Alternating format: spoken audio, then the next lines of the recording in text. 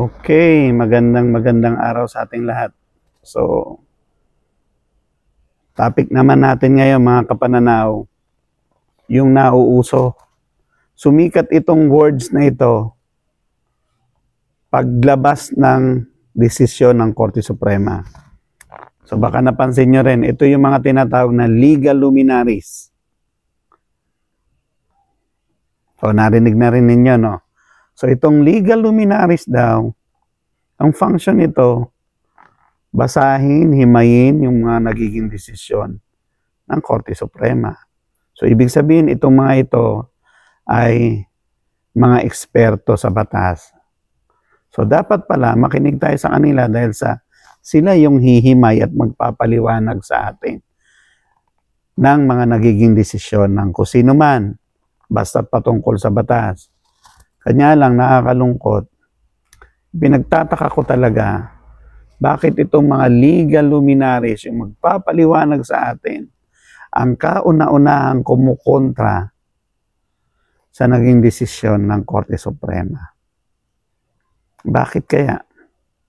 Hindi ba dapat luminaries, magpaliwanag, maliwanag, lumins, parang kabaligtaran, parang legal dimmer, nagpapadilim. Di ba? Hindi ba dapat ang legal luminaries para patas yung kanyang paghimay ng batas o ng desisyon o yung pagpapaliwanag niya sa anumang batas na inilalabas o desisyong inilalabas ng Korte Suprema, dapat non-partisan sila. Neutral, katulad ng Korte Suprema. Kaya lang, yung mga lumabas na luminaries, sad to say, bias partisan So, baka magkapareho tayo ng pananaw, mga kapananaw, magkita-kita tayo sa comment section. Sabihin nyo kung inyo rin napapansin, yung napansin ko.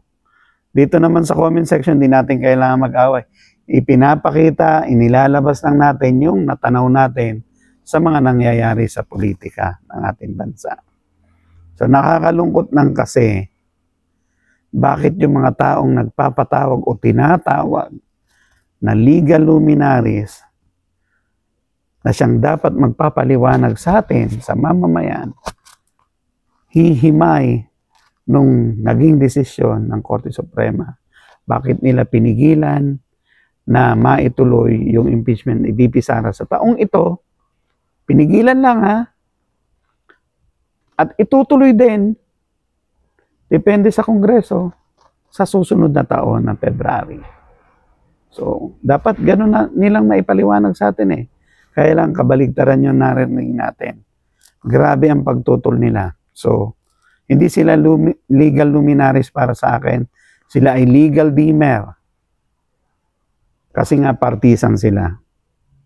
May pinapanigan sila. So, dapat wala silang pinapanigan para pag ipinapaliwanag nila yung nagiging desisyon ng Korte Suprema tulad din sa ginawa ng Korte Supremang desisyon sa impeachment case kay VP Sara, sana naiintindihan natin mga maliliit. Hindi ba? So, kita-kita tayo sa comment section. That's it for now. Sa susunod po, isip ako ng bago. Mag-upload ako uli ng panibago natin pag-uusapan mga kapananaw. Salamat sa inyo. Salamat.